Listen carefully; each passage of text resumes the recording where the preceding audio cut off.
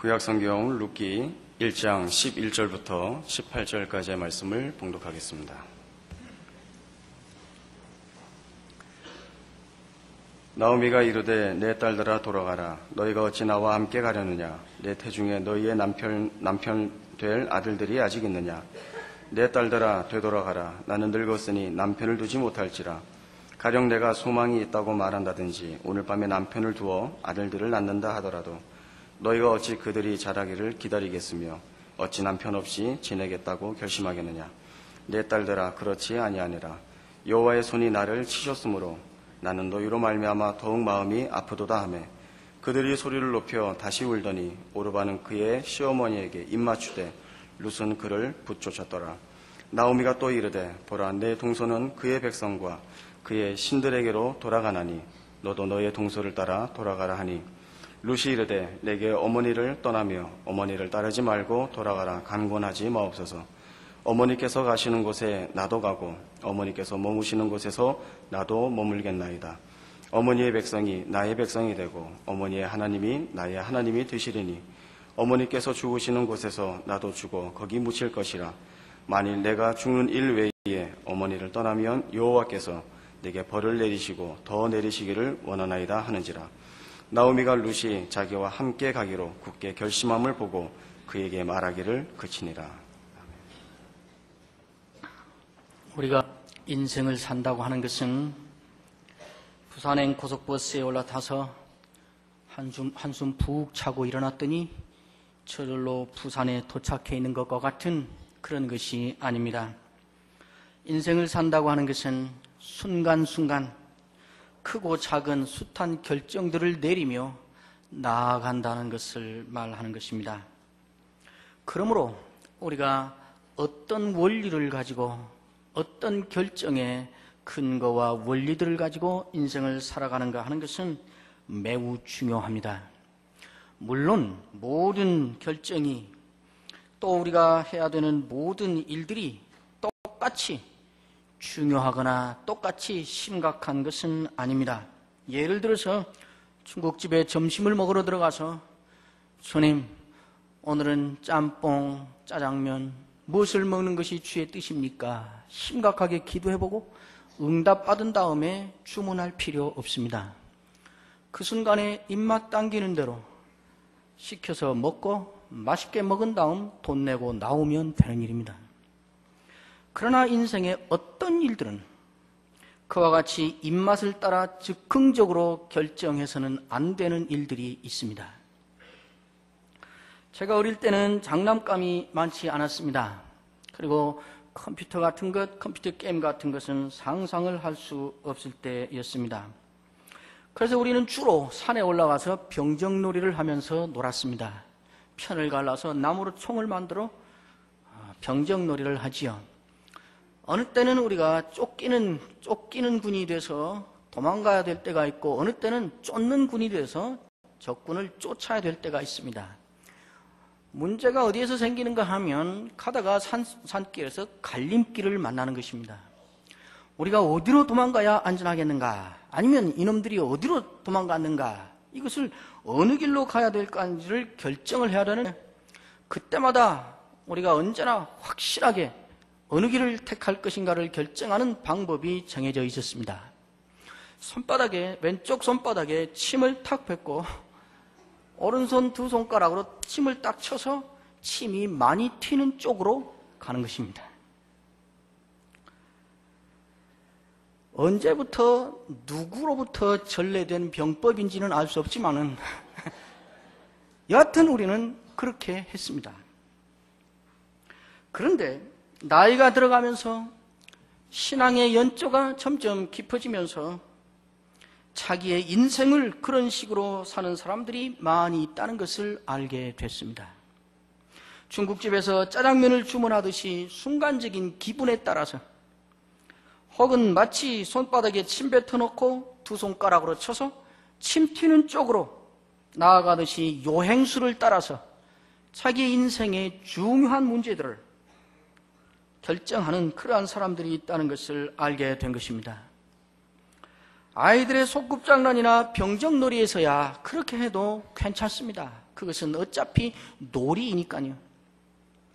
그러나 한 번밖에 없는 인생이고, 한 번 가면 다시는 돌이킬 수 없는 인생이고, 그렇게 산 것에 대하여 책임을 져야 되는 인생이어서 우리의 인생을 그렇게 장난스럽게 그리고 무책임하게 살아버릴 수는 없는 것입니다. 오늘 우리가 읽은 이 본문은 자기 인생의 진로를 놓고 인생의 중요한 갈림길에서 한 중대한 결정을 해야 했던 한 여인 룻의 이야기입니다. 아마 나오미와 룻 하면 5월달 가정의 달이기도 하고, 전통적으로 시어머니와 며느리가 어떻게 서로 사랑하며 배려하며 우애하며 잘 살아서 큰 복을 받았는가 하는 이야기니까 가정의 달 서로 화목하며 며느리와 고부간에 잘 행복하게 살라는 말인가 보다, 그렇게 생각하실지 모르겠지만은, 그러나 이 룻의 이야기는 그 차원을 훨씬 넘는 인생의 삶에 대하여, 인생의 중요한 원리에 대하여 매우 심각한 메시지를 이 안에 담고 있습니다. 유대 땅 베들레헴에 한 가족이 살고 있었습니다. 남편의 이름은 엘리멜렉이요, 부인의 이름이 나오미였습니다. 이 부부는 말론과 기련이라는 두 아들을 데리고 있었습니다. 사사들이 치리하던 때라 그랬는데, 어쨌든 이 사람들이 사는 그 땅에 큰 기근이 들었습니다. 흉년이 든 것입니다. 이 가정이 결정을 했습니다. 이민을 가기로 결론을 내렸습니다. 그 시대에 그 기근 가운데에서 다른 나라로 이민을 가기로 할 정도였으니까 아마 괜찮은 가문이었던 것 같습니다. 여하튼 이민을 떠났습니다. 이민을 와서 사는데 어느 세월이 지나자 남편이 죽어버렸습니다. 그 두 아들이 결혼을 해서 며느리를 얻게 됐습니다. 이 이방 땅 모압 땅에서 나서 자란 모압 여인 사람을 며느리로 얻었습니다. 그러한 10년을 사는데 그 어간에 큰아들이 죽어버렸습니다. 그리고 얼마 있다가 둘째 아들이 죽어버렸습니다. 이 나오미는 조국을 떠나와서 조국을 잃어버렸고, 그 다음에 얼마 하지 않아서 남편을 잃었고, 큰아들 잃고 둘아들 잃고 다 잃어버렸습니다. 텅 빈 인생이 되고 말았습니다. 며느리 둘을 얻어서 결국 과부 셋만 덜렁 남은 그런 가정이 되고 말았습니다. 근데 어느 때에 베들레헴으로부터 소문이 들려오기 시작했습니다. 하나님께서 그 땅에 은혜를 베풀기 시작하셨다. 하나님의 은혜가 그 땅에 임하고 있다 하는 소문을 들은 것입니다. 그래서 이 나오미가 그래서 중요한 결심을 합니다. 돌아가자. 그래서 자기가 떠나온 그 땅, 베들레헴 땅으로, 자기 백성이 살고 있는 그 땅으로 돌아가기로 작정을 하고 길을 떠나서 길을 가고 있습니다. 얼마를 가다가 정신이 번쩍 들어서 보니까 두 며느리를 데리고 갈 필요가 없는 거예요. 미안한 거예요. 두 며느리만 보면 뒤에 자기 본인이 말한 대로 마음이 아프다. 이 마음이 아프다는 말은 마음이 쓰다 이 말입니다. 그래서 길을 가다가 두 며느리를 앉혀놓고 권면을 합니다. 이제 너희 어머니의 집으로 돌아가라. 이 어머니의 집으로 돌아가라는 말은 이제 돌아가서 다시 재혼을 하고 다시 가정을 이루라 하는 말의 함축이지요. 두 며느리가 울고불고 못 가겠다 그럽니다.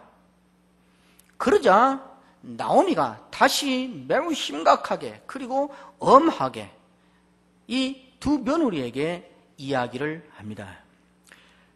여러 마디로 여러 번에 걸쳐서 그 이야기를 하지요. 첫 번째 이야기가 금방 말씀드린 대로 8절에 너희는 각각 어미의 집으로 돌아가라 그렇게 이야기합니다. 그리고 9절에 또 말하기를 여호와께서 너희로 각각 남편의 집에서 평안함을 얻게 하시기를 원하노라. 이 말은 이제 돌아가서 남편을 얻어서 남편과 함께 행복하게 살아라 이 말이지요. 그리고 다시 11절에 또 이야기를 합니다. 그 이야기를 듣고 둘이가 막 우니까 못 갑니다 하니까 다시 이야기하는 것입니다. 11절에 내 딸들아 돌아가라. 너희가 어찌 나와 함께 가려느냐. 나의 태중에 너희 남편 될 아들들이 오히려 내게 있느냐. 돌아가라. 내 남편도 없고 내가 아이를 뱃속에 가진 것도 없으니 돌아가라 이 말입니다. 12절에 또 이어서 이야기합니다. 내 딸들아 돌아가서 너희의 길로 가라. 나는 늙었으니 내가 남편을 다시 가질 가능성이 없다. 만약에 내가 소망이 있다고 말하든지 혹은 오늘 밤에 남편을 두어서 아들을 낳는다고 하자. 그리고 13절에 말하기를 그래도 너희가 어떻게 그것을 기다리겠느냐. 어떻게 그들이 자라기까지 기다리겠느냐. 어떻게 그것 때문에 너희가 남편을 다시 얻어서 가정을 만드는 것을 포기하고 있을 수 있겠느냐. 돌아가라 이 말입니다. 나오미가 여러 말로 여러 방식으로 말하고 있지만은 나오미의 말하는 내용은 한마디이고 나오미가 의도하는 것도 한 가지뿐입니다. 무엇인가? 나는 어떤 경우에도 아이를 가질 수가 없고 그러므로 너희들은 나를 따라오면 어떤 경우에도 다시 남편을 만날 가능성이 없고 가정을 이룰 가능성이 없다. 내가 만약 아들이 있다고 할지라도 그 아들이 언제 커서 이스라엘에서는 여러분 잘 아시는 대로 형님이 죽어서 형수가 과부가 되면 그 동생이 그 형수를 아내로 맞아서 그를 책임져 주도록 되어 있습니다. 그런데 나오미는 그럴 가능성이 전혀 없다고 말하는 것입니다. 100% 그럴 가능성이 없다. 그러니까 너의 인생의 진로를 이것을 근거로 이제 결단하라는 것입니다. 한마디로 말하면 너의 인생의 중요한 진로에 대한 결정을 이제 너희가 전혀 나를 따라와서는 남편을 만날 가능성도 없고 그러므로 가정을 이룰 가능성도 없고 아이를 가질 가능성이 100% 없으니까 이것을 근거로 이 가능성을 근거로 이제 너희의 진로를 결정하라고 말하는 것입니다. 나를 따라오면 그렇게 될 가능성이 전혀 없으니까 이것도 아니지 않냐, 이것도 아니지 않느냐, 이것도 아니지 않느냐 이렇게 가능성 없다는 것이 확실한데 그러니까 이제는 이것을 근거로 너의 갈 길을 결정하라. 그래서 그 가능성이 있는 너희 백성에게로 돌아가라 이렇게 말하는 것입니다. 이 말을 하자 오르바라고 하는 며느리는 울면서 이별의 키스를 하고 그 백성에게로 돌아갔습니다. 문제는 룻이라고 하는 며느리가 더 찰싹 달라붙어서 돌아가지를 않는 것입니다. 그리고 나오미의 이 말에 이 제안에 대하여 룻은 나는 왜 돌아갈 수 없는가? 나는 왜 당신을 끝까지 따라가야 되는가? 그 이유를 대기 시작합니다. 그것이 16절과 17절에 있는 룻의 이야기입니다. 15절에 보면 나오미가 또 가로되 내 동서는 그 백성과 그 신에게로 돌아가라니 너도 동서를 따라 돌아가라 하니 룻이 대답을 합니다. 나로 어머니를 떠나며 어머니를 따르지 말고 돌아가라 강권하지 마옵소서. 어머니께서 가시는 곳에 나도 가고 어머니께서 유숙하시는 곳에서 나도 유숙하겠나이다. 어머니의 백성이 나의 백성이 되고 어머니의 하나님이 나의 하나님이 되시리니 어머니께서 죽으시는 곳에서 나도 죽어 거기 장사될 것이라.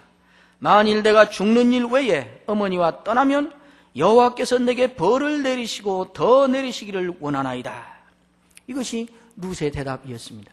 나오미의 긴 말이 결국 한마디였듯이 룻의 긴 말도 결국 한마디입니다.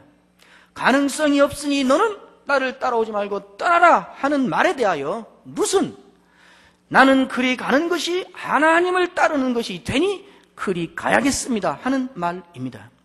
앞에 부분을 보면 시어머니에 대한 의리, 인간적인 의리, 그리고 나이 늙어 혼자 된 시어머니에 대한 불쌍히 여기는 마음, 이런 인륜 도덕과 또 인간적인 동정심이 발동해서 그런 것처럼 보이도록 언뜻 말을 시작하고 있지만은, 그러나 누시한 말을 깊이 잘 살펴보며 따져보며 결국 결론은 그것입니다.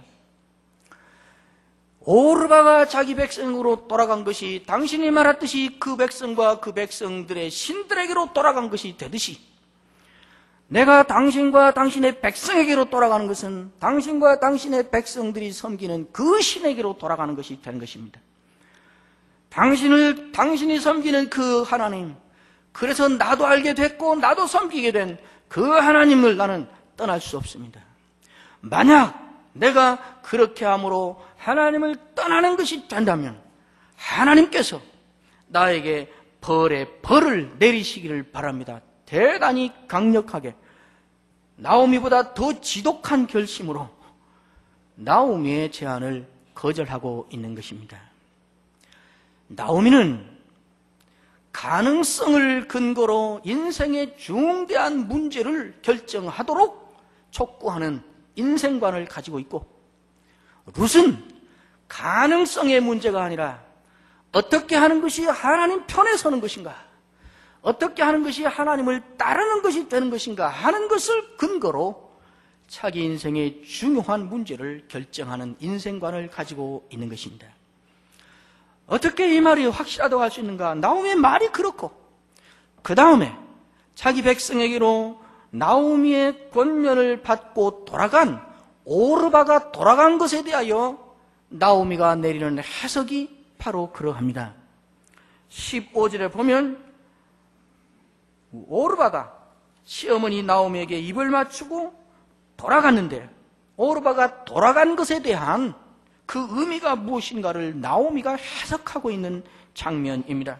나오미가 또 가로되, 보라, 내 동서는 그 백성과 그 신에게로 돌아갔다. 오르바가 나를 따라오지 않고 돌아간 것은 결국 그 의미가 무엇인가? 그 백성과 그 백성들이 섬기는 신들에게로 돌아간 것이 된다는 말입니다.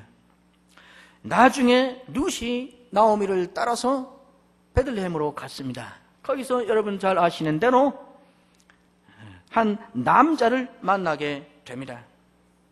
그리고 결국 그와 결혼을 하게 되는데, 그 보아스라고 하는 남자가 룻을 처음 만난 순간 룻이 나오미를 따라서 베들레헴으로 온 것의 의미가 뭔가를 해석해주고 있습니다. 그것이 2장 12절에 있습니다.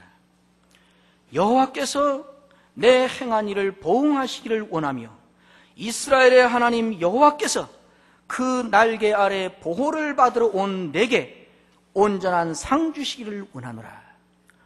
보아스는 이방 여인 모압 여자 룻이 나오미를 따라서 베들레헴까지 따라온 그 행위를 놓고 뭐라고 말하는가 하면, 네가 나오미를 따라서 여기까지 온 것은 단순히 시어머니를 따라서 온 것이 아니고, 네가 단순히 먹을 것을 찾아서 온 것이 아니고 여호와의 날개 아래 보호하심을 받겠다는 의미로 온 것이다. 이렇게 그 중심을 드러내어 해석하고 있는 것입니다.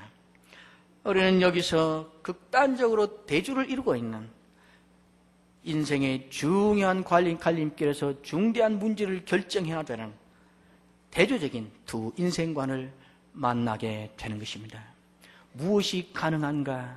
그 일이 가능한가? 불가능한가? 가능성을 근거로 자기의 인생을 결정하는가? 어떻게 하는 것이 하나님 편에 서는 것이 되는가? 어떻게 하는 것이 하나님을 따르는 것이 되는가 하는 것을 원리로, 근거로 자기 인생의 중요한 문제를 하나씩 결정해 나가며 사는 인생관인 것입니다. 본토 친척 아비집을 떠나서 하나님 편에 붙어서 하나님을 향하여 떠난 최초의 남자가 아브라함이었다면, 어쩌면 룻은 본토 친척 아비집을 떠나 하나님 편에 서기 위하여 이전에 알지 못했던 백성들이 있는 것을 향해서 길을 떠난 위대한 첫 여자였는지 모릅니다. 어느 때는 하나님 편에 서는 것이, 하나님을 향하여 나서는 인생을 산다는 것이 지금까지 나에게 매우 중요했던 무엇으로부터의 단절을 수반할 것을 의미하기도 합니다. 가능성을 근거로 산다는 것은 매우 안전해 보입니다. 그것이 가능하기 때문에 그렇게 하고 그것이 가능하지 않기 때문에 하지 않겠다라고 확인하며 살아가는 것은 매우 얼핏과 매우 안전해 보입니다. 그러나 사실은 그렇지 않습니다. 첫째는 그 가능성의 문제보다도 훨씬 더 중요한 것이 인생에게는 있기 때문에 그렇습니다. 그리고 또 하나는 그 가능성이라고 우리가 확정짓고 확신한 그 가능성이라고 하는 것이 언제나 그렇게 그대로 맞아 돌아가는 것이 아니기 때문에 그렇습니다. 룻이 나오미를 따라서 갔습니다. 룻이 나오미를 따라서 베들레헴을 향하여 갈 때 룻의 마음에는 무엇이 확실했을까요? 룻이 나오미를 떠나서 발길을 옮기며 갈 때 다른 것은 몰라도 한 가지 사실은 분명하게 룻에게 각인되어 있었을 것입니다. 그게 무엇인가?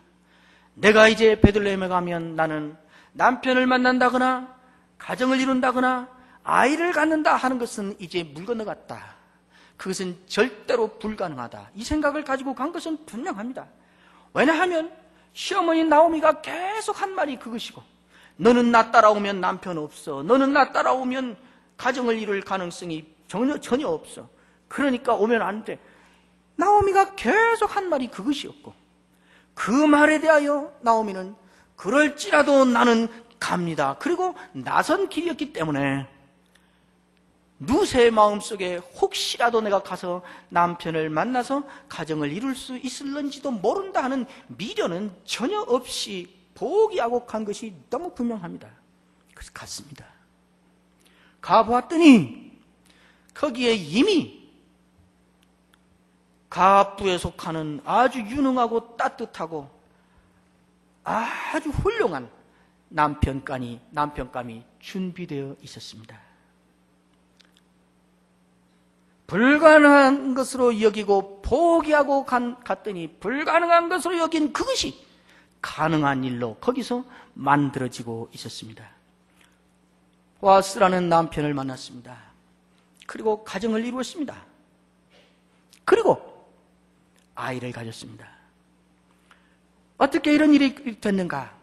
하나님께서 이미 그 일을 룻이 그곳에 도착하기 전부터 준비하고 계셨습니다. 우리가 우리의 눈으로 좋아 보이고 우리의 생각으로 확실하다고 말했던 것이 과연 확실할 때도 있습니다. 그러나 언제나 그렇지는 않습니다. 우리가 이건 확실히 가능하다 했던 것이 전혀 예기치 않은 이유로 불가능하게 되는 일들이 수없이 많이 있습니다. 이것은 절대로 불가능하다 그렇게 말했던 것이 가보니 확실한 가능한 일로 이루어지는 일들이 얼마든지 많이 있습니다. 그러므로 가능한가 아닌가를 결정적인 근거로 인생의 중요한 문제를 결정하며 사는 것은 지혜로운 일이 아닙니다. 그리고 그것은 복된 일도 아닙니다. 룻은 그곳에 가서 가정을 이루었습니다. 뒷부분에 가면 계속해서 하나님이 이렇게 하시고 있다고, 하나님이 그렇게 하시고 있다는 것을 계속 룻기에는 강조하고 있습니다. 드디어 보아스와 결혼을 했습니다. 결혼하고 동침하니 아이가 생겼습니다. 이전에도 이미 룻은 남편과 10년 세월을 산 사람이었습니다. 10년 동안 동침하며 남편과 살았으나 불임이었던 여자였습니다. 그러나 보아스와 결혼해서 동침하자 아이가 생겼습니다. 어떻게 이런 일이 났는가? 4장 13절은 분명히 말하기를 여호와께서 그렇게 하셨다. 하나님께서 그렇게 하셨다고 말하고 있습니다. 하나님 편에 서야 되기 때문에, 하나님 쪽에 따라가야 되기 때문에 아이를 갖는 것, 남편을 만나는 것, 앞으로 내 인생의 진로에 가장 중요한 것이라고 여겨지는 것을 접고 그 길에 갔더니 하나님은 그것을 이렇게 이루어내고 계셨습니다. 그 아들을 낳았는데 그 아들이 보통 아들이 아니었습니다. 하나님의 구속의 역사를 이루어가는 데 있어서 결정적인 역할을 하는 다윗의 할아버지가 되는 중요한 그러한 아들을 낳았습니다. 이것이 누구에게 이루어진 일이었습니다.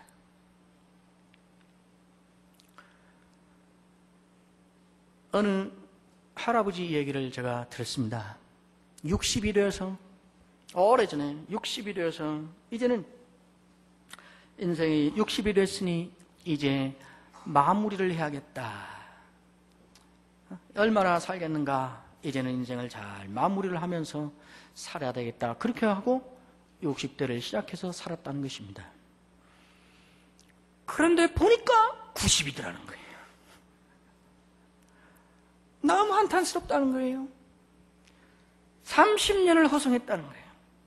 내가 이제 60이니 인생을 얼마나 살겠는가, 내가 오래 살 가능성이 없다는 생각으로 마무리하겠다 하면서 그냥 살아왔는데 보니까 90이더라는 거예요. 지난 30년 동안 내가 60대 그 생각을 안 갖고 살았으면 무슨 일을 못했겠냐는 거예요. 30년 동안. 그런 것입니다. 저는 지난 연말부터 계속 한 가지 생각이 계속 드는 거예요. 뭔가 하면 내가 꼭 해보고 싶었던 일, 내가 가졌던 꿈, 그런 것들을 생각하면서 이제는 접어야 되겠구나, 이제는 내려놔야 되지 않는가, 그런 생각이 지속적으로 한 2-3달 동안 드는 것입니다. 왜 그런 생각이 드는가? 왜 그 꿈을 이제는 내려놔야 되지 않냐? 왜 그 꿈을 이제는 접어야 되지 않냐 하는 생각이 자꾸 드는 것인가? 봤더니 나이가 몇인데, 나이가 자꾸 들어가는데, 나이 드신 분께는 대단히 죄송하지만은 그래도 저도 먹을 만큼 먹었거든요. 이 나이에 자꾸 들어가는데 그 가겠는가? 그래서 생물학적인 나이에 의한 가능성을 근거로 내가 하나님 앞에서 가졌던 꿈과 하나님 앞에서 품었던 여러 계획과 이것들을 이제는 가능성이 없으니까 접어야 된다, 내려놔야 된다, 이런 생각이 자꾸 드는 거예요. 그러다가 구정 연휴가 지나면서 무엇을 생각하게 됐습니다. 전혀 가능성이 100% 없다고 생각했던 그 일, 그러나 하나님은 그 일을 이루어내시고 있다 하는 생각이 들었습니다. 하나님께서는 어느 때에 우리가 가능성이 없다고 한 것을 이루시기도 하시고 가능성이 없다고 한 것을 실제로 안 이루시기도 하십니다. 그러나 그것이 인생의 중요한 문제를 결정하는 가장 중요한 근거가 아니라 하나님 편에 서는 것, 하나님을 따라 사는 것, 이것을 결정해 가장 중요한 원리로 삼고 그 삶을 살아가는 사람에게 있어서는 그 일이 이루어졌는가 안 이루어졌는가가 행복한가 불행한가를 결정하는 원인이 되지 않고, 그 일이 이루어지면 이루어진 대로 행복하고 그 일이 이루어지지 않으면 이루어지지 않은 대로 내가 여전히 하나님 편에 서서 사는 인생을 살고 있다는 사실 자체가 언제나 행복이 되는 것입니다. 저는 루시 가서 보아스를 만나지 않고 가정을 이루지 않고 자기가 예상했던 대로 끝까지 나오며 혼자 살다가 죽는 인생을 살았다 할지라도 룻은 평생 행복해하며 살았을 거라고 확신합니다. 왜? 그것 때문에 이 결정을 한 게 아니었으니까. 하나님 편에 서는 것이 중요하다고, 내 인생은 하나님을 따라 사는 것이 가장 우선적이고 중요하다고, 이 원리를 따라 그렇게 살고 있는 것이고 지금 그렇게 살고 있으니까 그것 자체가 그에게는 죽는 순간까지 행복이 됐을 것이라고 저는 그렇게 생각합니다. 저 생각을 고쳐먹었습니다. 여러분들도 고쳐 잡수십시오. 마지막 남는 질문이 있습니다. 룻은 왜 그렇게 할 수 있었을까? 룻은 어떻게 그런 생각을 할 수 있었을까? 대대로 신앙의 가정에 모태신앙으로 태어나서 평생을 신앙생활하며 늙은 나오미 목사님도 그건 가능성이 없으니 안 된다, 이렇게 하라, 그렇게 말하는데, 결혼해서 처음 하나님 만나고 이제 하나님 알아가기 시작하는 초신자 룻 성도가 어떻게 이런 생각을 할 수 있었을까? 어떻게 그것이 자연스러운 마음이 될 수 있었을까? 어떻게 그런 결단을 그냥 자연스럽게 그렇게 할 수 있었을까? 궁금하지 않으세요? 그것이 하나님의 은혜입니다. 하나님의 복을 받아서 된 일입니다. 우리가 그 복을 받고 사는 것입니다. 이렇게 내 입속을 따라서 이렇게만 살면 안 되잖아. 나도 이렇게만 살아서는 안 되고 이제 하나님을 좀 찾으며 살아야 되잖아. 이런 고민이 왜 생기는 줄 아세요? 내가 언제까지 이번에는 큰 손해 볼지라도 그냥 그거 포기하고 하나님 편에 서서 살아야겠어. 이런 마음과 이러한 작은 결심들이 왜 생기는 걸까요? 우리가 하나님의 복을 받아서 생기는 것입니다. 우리가 그런 고민을 하고 있다는 것, 중요한 갈림길에서 가능성이 없는 일인데도 이쪽으로 가야 되지 않을까 하고 갈등하고 있다는 것, 이것 자체가 룻과 마찬가지로 하나님의 은혜를 우리가 입어서 하나님의 복을 받아서 이루어지고 있는 일인 것입니다. 그것이 하나님이 우리에게 주신 복입니다. 룻은 그래서 그 복대로, 그 복을 받아서, 그 은혜를 받아서 룻이나 우리나 우리의 인격이 훌륭하거나 우리의 윤리 도덕 수준이 뛰어나거나 인품이 고매하거나 또 다른 사람보다 우리가 배짱이 좋거나 다른 사람보다 무슨 멀리 보는 안목이 있거나 그래서 된 일이 아니고 그냥 한 가지 하나님의 은혜를 받아서 된 것뿐입니다. 하나님의 복 받은 사람들이어서 그런 생각이 드는 것입니다. 그러나 그대로 사는 것은 당연한 거죠. 복을 받았으니 그대로 결정하며 나아가는 것은 당연한 일이지요. 그런데도 하나님께서는 우리의 작은 그 고민과 그 고민에 의해서 한 발짝 한 발짝 옮겨놓는 작은 하나님을 향하여 옮겨가는 그 발걸음들에 대하여 놀라운 보상을 또 해주십니다. 어쩌면 룻이 그렇게 간 건 그렇게 살도록 복을 받았으니까 당연한 일이었을지 모릅니다. 그러나 룻이 그렇게 한 것에 대하여 하나님은 메시아의 조상의 대열에 들어가는 복을 주시고 남편을 만나는 복을 주시고 가정을 만나는 놀라운 보상을 주셨습니다. 복 위에 복이지요. 마치 이런 것 같아요. 아버지가 아들에게 돈 100만 원을 줬습니다. 네 마음대로 써라 이건. 그리고 아버지 돈을 줬습니다. 아들이 그 100만 원을 가지고 가서 50만 원을 뚝 떼어서 작은 테레비를 하나 사서 아버지 심심하실 텐데 심심하실 때 보세요 하고 테레비를 사다 드렸습니다. 아버지 돈으로, 그것도 다 쓴 것도 아니고 아버지 돈의 일부를 다시 아버지에게 돌려드린 것입니다. 아버지가 얼마나 감격을 하고 얼마나 행복해하고 기뻐하는지 50만 원짜리 테레비 사온 거 보고 이번에는 아파트를 한 채 사줬습니다. 똑같습니다.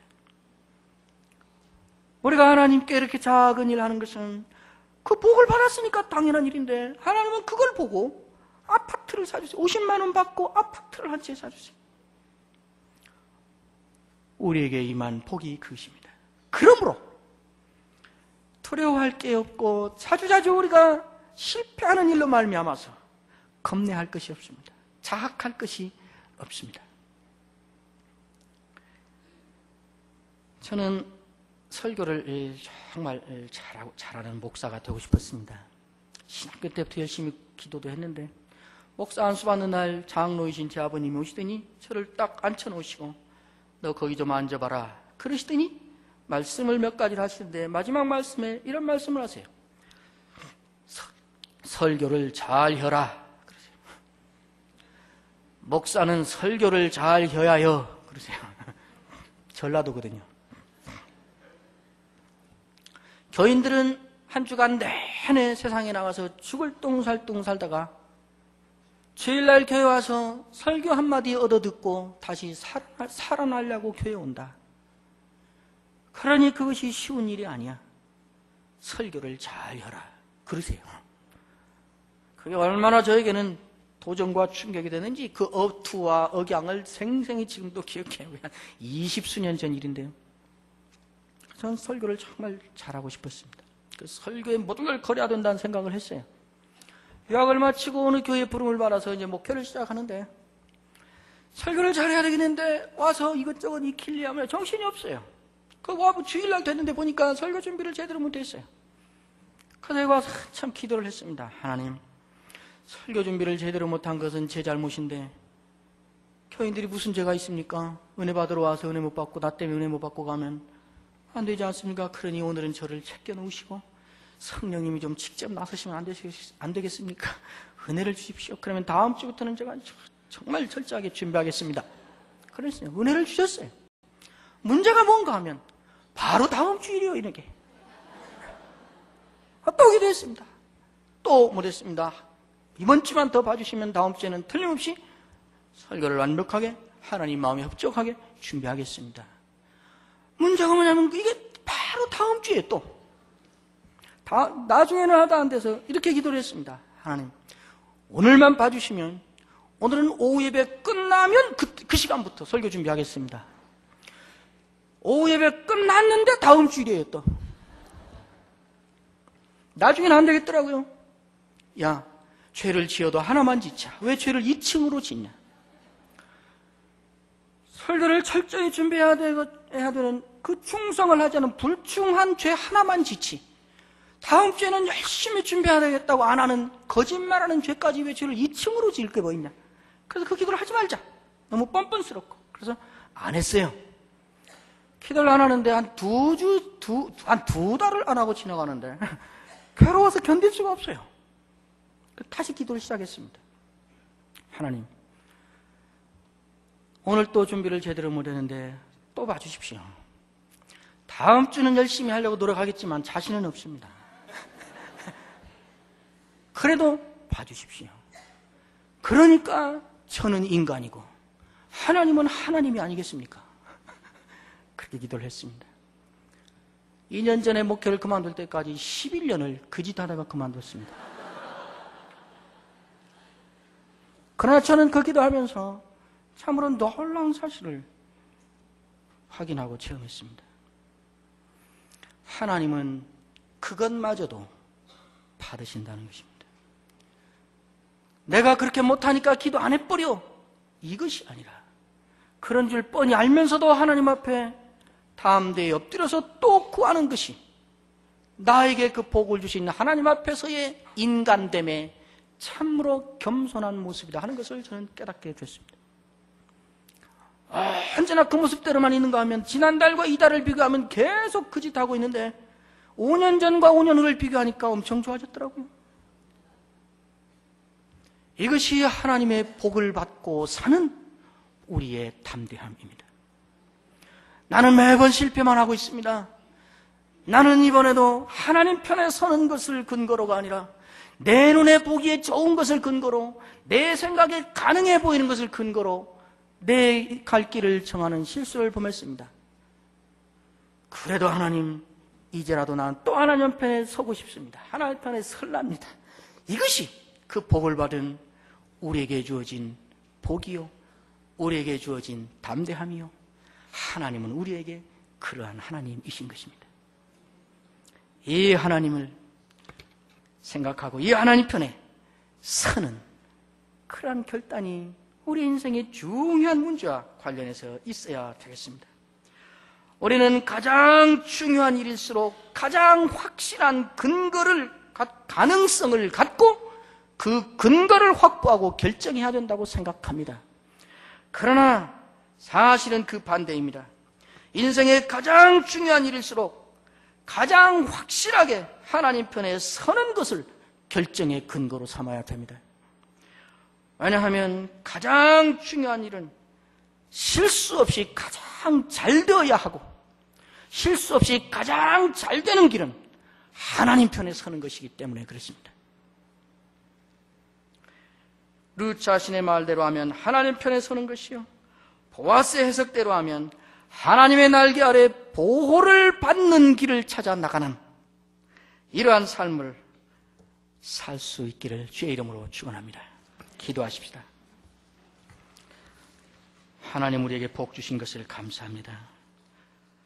인생의 가장 중요한 일들을 하나님 편에 서는 것을 근거로 어떻게 하는 것이 하나님의 날개 아래 보호를 받는 길로 나가는 것인가를 따져보고 그것을 결정의 근거로 삼는 인생을 우리로 살게 하여 주옵소서. 예수님의 이름으로 기도하옵나이다.